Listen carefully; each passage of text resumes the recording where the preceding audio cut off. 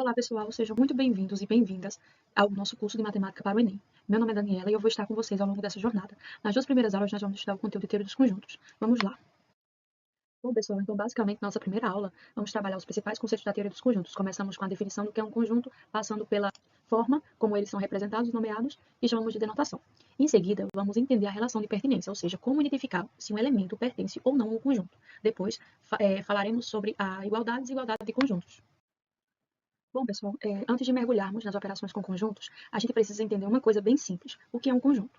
Na matemática, o termo pode parecer técnico, mas a ideia é super familiar. Vamos observar essas imagens aqui. Temos um grupo de abelhas, uma estante cheia de livros e um rebanho de ovelhas. Esses três exemplos representam coleções de objetos que conseguimos identificar claramente. E é exatamente isso que é um conjunto, uma coleção de elementos bem definidos e distinguíveis. Dessa forma, dizemos que um conjunto é qualquer coleção bem definida de objetos distintos, não importando a natureza ou até mesmo a ordem desses objetos. Ou seja, não importa se o conjunto tem números, letras, animais ou até emojis. O que importa é que a gente consiga saber exatamente o que está dentro e o que não está dentro daquele conjunto. Querem ver como isso está no nosso dia a dia? O conjunto dos alunos desse curso, por exemplo, é um conjunto. Os dias da semana, os sabores de pizza que a gente mais gosta de comer. Logo, se dá para identificar e listar esses elementos claramente. Então, ele é um conjunto. Bem, pessoal, agora que a gente já entendeu a ideia de conjunto, vamos aprender como representar isso de forma matemática, com símbolos, letras e diagramas. Mas sempre lembrando, por trás de tudo, estamos apenas organizando coleções de coisas que conseguimos distinguir. Bom, pessoal, agora que já entendemos o conceito de conjuntos, né, chegou a hora de praticarmos um pouco para fixar esse conhecimento. Vamos lá representar esses conjuntos aqui. A letra A pede para a gente representar o conjunto das vogais. Então, a gente vai começar de uma forma bem fácil, né? Quais são as vogais que temos? Aquelas letrinhas que usamos o tempo todo. Então, vamos lá. Letra A. Vamos lá escrever aqui o conjunto das vogais. Vai ser representado da seguinte forma: letra A. Vamos chamar esse conjunto de V, lembrando que o conjunto deve ser representado por letra maiúscula e deve ser delimitado por chaves. Os elementos devem estar em minúsculo e devem ser separados por vírgulas. Então vamos lá, quais são as vogais que nós temos? O A, o E, o I, o O. Eita, deixa eu ajeitar aqui. A letra O, né? E o U. A letra B, ele pede para a gente representar o conjunto dos números naturais pares, né? Agora vamos sair das letras e pensar em números. Os números naturais são aqueles que usamos para contar, como por exemplo o 0, 1, o 2, o 3. E ele ainda pede que seja par, né? Tanto natural como par, ele deu essa condição. Então vamos lá. E os números pares são aqueles que são divisíveis por 2, não é? Então nós temos o 0, o 2, o 4, o 6, o 8, o 10. A gente coloca as reticências para informar que aqueles eles têm infinitamente, não é? E eles são infinitos. Pessoal, na letra C, a gente tem um pouquinho mais de cuidado e um pouquinho mais de raciocínio. Porque o conjunto que foi pedido, ele precisa ter números que sejam ao mesmo tempo naturais, primos e pares. Então vamos lá, o que são números naturais? A gente já escreveu, né? Só que foram os naturais pares. Mas veja, são o 0, 1, o 2, o 3, o 4. E os pares são aqueles que são divisíveis por 2, né? E os primos são aqueles que são divisíveis somente por 1 e por ele mesmo. Então, assim, a nossa resposta será o seguinte, vamos chamar de C, não é? Qual é o número natural que é primo e par ao mesmo tempo? O 2, né, gente? O 2, porque ele é natural, ele é um número primo porque ele é divisível por 1 e por ele mesmo, e além do mais ele é par. Então aqui, pessoal, a gente tem um conjunto chamado conjunto unitário, tá? Unitário. Vocês vão perguntar por que, professor unitário? Porque ele possui somente um elemento, tá? Conjunto unitário é quando acontece esse caso aqui. Agora nós também temos outro conceito que é a respeito do conjunto vazio, né?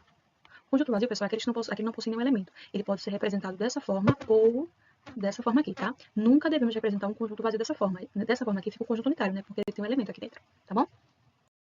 Bom, pessoal, agora vamos falar, não é, sobre denotação, ou seja, como representamos conjuntos de maneira simbólica na matemática. É comum usar letras maiúsculas para nomear os conjuntos, como no caso desse conjunto aqui, né? Aqui está a letra M maiúscula, né? E os elementos dentro do conjunto geralmente são representados por letras minúsculas, como a gente fez lá aquele exemplo lá do conjunto das vogais, né? Então, além disso, a gente tem o seguinte, os elementos são separados por vírgulas, tá? E o conjunto, ele sempre é delimitado, sempre não, tá? Esse aqui é porque a gente tá representando ele por uma propriedade, né? De forma numerativa também usaria. Mas se for pelo diagrama de Venn, a gente não precisa delimitar por chaves, né? A gente utiliza um círculo. Vamos ver esse exemplo aqui, né? Vamos analisar essa expressão. Deixa eu apagar aqui essas anotações que eu fiz. E ela diz o seguinte, x pertence aos naturais, tal que x é múltiplo de 3 e x é menor que 20. Então, pessoal, vamos interpretar esse conjunto. Vê só, esse M é o nome do conjunto. A letra x representa os elementos do conjunto. Tudo bem? E o símbolo pertence aos naturais significa que x pertence ao conjunto dos números naturais. Essa barra vertical aqui, que acabou cobrindo assim, deve ser lida como tal que, como eu tenho lido anteriormente. E a frase, depois dessas outras sentenças, ela dá uma condição, que x é múltiplo de 3 e x é menor que 20. Em outras palavras, o conjunto é formado por todos os números naturais que são múltiplos de 3 e menores que 20.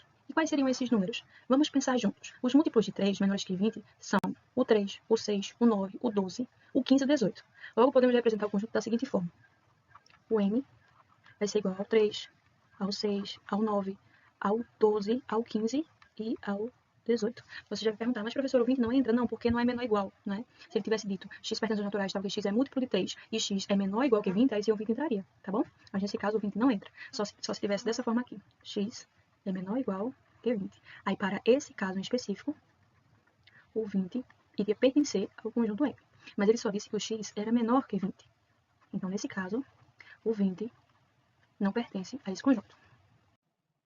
Bom, pessoal, agora que já conhecemos, né, o que é um conjunto e como ele pode ser representado, vamos praticar um pouco alguns exemplos simples. A letra A, ela pede que a gente represente o conjunto das letras da palavra matemática. Só que antes da gente fazer essa questão, eu tenho um ponto para destacar, muito importante, inclusive. Em teoria dos conjuntos, não é necessária a repetição de letras ou números que são iguais. Tudo bem? Então, nessa questão vai ficar da seguinte forma. Letra A, né? Vamos representar por M, tá? Lembre-se que nós precisamos delimitar o conjunto por chaves e que os elementos dentro do conjunto precisam estar em minúsculo e devem ser separados por vírgulas. Tudo bem? Então, vamos lá. Vamos representar o conjunto das letras da palavra matemática por meio de um conjunto. Vamos lá. Primeiro a gente vem o quê? Com a letra M, depois a gente tem a letra A, depois a gente tem o T, depois a gente tem o E, e depois a gente tem um M de novo aqui. Eu preciso inserir aqui no meu conjunto? Não, porque eu já inseri aqui, ó. Olha o M aqui, então não precisa. Depois do M, a gente tem esse A aqui. Preciso inseri-lo? De jeito nenhum, porque já tem o A aqui. Depois nós temos a letra T. A letra T já está aqui, não precisa inseri-la novamente. Depois do T, a gente tem o I. Aí sim a gente insere, porque a gente então não tem esse elemento nesse conjunto. Depois a gente tem o C, que a gente também não tem. E por fim, a gente tem a letra A, mas a letra A já está inserida aqui. Então, não precisa, o conjunto acaba aqui, tá bom? Deixa eu apagar esses traços que eu fiz, porque pode confundir posteriormente, né? Tá bom? Então, essa aqui é a forma de representar o conjunto das letras da palavra matemática. Tudo bem? Vamos para a letra B. A letra B pede que a gente represente o conjunto dos meses do ano que começam com a letra A. Vamos chamar esse conjunto de P, não é? Os meses do ano que começam com a letra A é o intervalo de janeiro a dezembro, é abril, o mês de abril e agosto, não é? Na letra C, pede que a gente represente o conjunto dos estados que fazem parte da região sul do Brasil. Vamos chamar esse conjunto de S. Os estados que fazem parte da região sul do Brasil é o Paraná, Curitiba, não é? Perdão, Santa Catarina,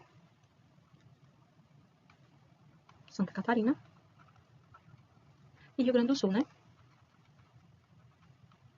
E Rio Grande, quase que não vai caber aqui, Rio Grande do Sul. Eu vou apagar para que a gente possa fazer esses outros exemplos, tudo bem? Vamos lá. Na letra D, ele pede os estados que fazem parte da região nordeste do Brasil. E são muitos, não é? São 9, não é? Da região nordeste do Brasil. Vamos começar por Alagoas, não é? Eu vou mudar a fonte, porque essa ela tá um pouco larga, ela acaba ocupando muito espaço. Vamos lá. Letra D, não é? Letra D a gente tem, vamos chamá-lo de A. A gente tem Alagoas. Depois de Alagoas vem Bahia. Depois de Bahia a gente tem o Ceará. Depois do Ceará vem o Maranhão. Depois do Maranhão nós temos a Paraíba. Aí vem Pernambuco. Piauí. Depois do Piauí nós temos o Rio Grande do Norte.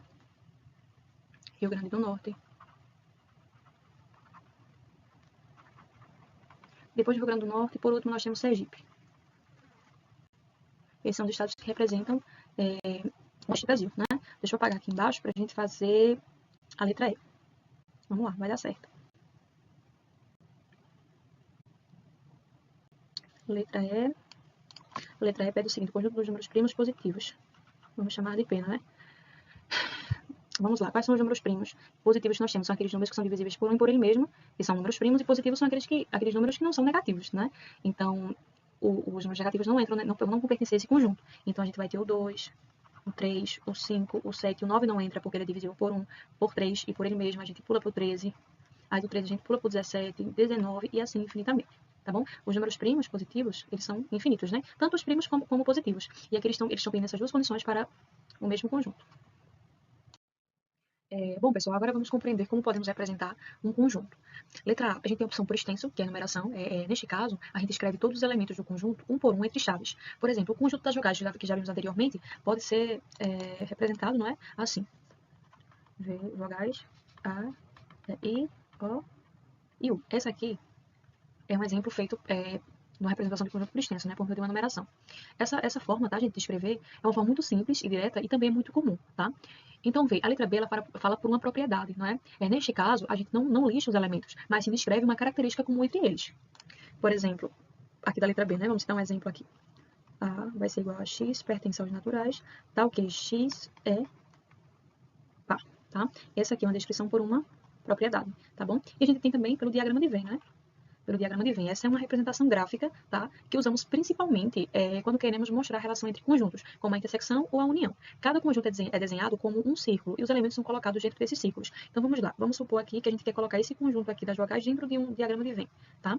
Aliás, a gente quer trocar uma representação por extenso, a gente quer descrever, a gente quer representar por meio de um diagrama de Venn. Fica da seguinte forma, a gente faz um círculo, tá? A gente dá o nome ao conjunto, tá? É que nem diz a realidade, a gente tem que dar nome aos bois e a gente coloca uma letra maiúscula. Então, os elementos dentro do conjunto, ele vai se representar da seguinte forma, você faz um pontinho, coloca o elemento, faz outro pontinho, sabe? I, O e U, tá bom? Essa aqui é através de um diagrama de Venn. É dessa forma aqui que se faz, tá? Mas, professora, se o conjunto fosse infinito, como, por exemplo, os números pares, a gente poderia representar da seguinte forma. Letra A, né? Vamos representar esse conjunto aqui. Os números pares, né? Sei lá, o 2, vamos colocar isso aqui, 2, 4, 6, a gente coloca as reticências aqui embaixo para indicar que existem infinitos números aqui, né? Que os números pares, eles são infinitos. Então, a gente tem essas três formas de representar um conjunto, tudo bem? Eu gosto muito de representar por extenso, ou numeração, porque eu consigo visualizar os elementos melhor, né? Porque dessa forma aqui, por uma propriedade, ela diz uma característica, né? Daqueles elementos. Então, para mim, eu, particularmente falando, gosto mais de representar dessa forma aqui. Só que, claro, existem algumas provas, né, que o professor ele vai exigir, por exemplo, que você represente por meio de um diagrama de Venn. E se você representar por uma propriedade, vai estar errado, né? Não que a forma que você fez está matematicamente errada, não é isso. É porque a forma como o professor pede, você deve obedecer, não é?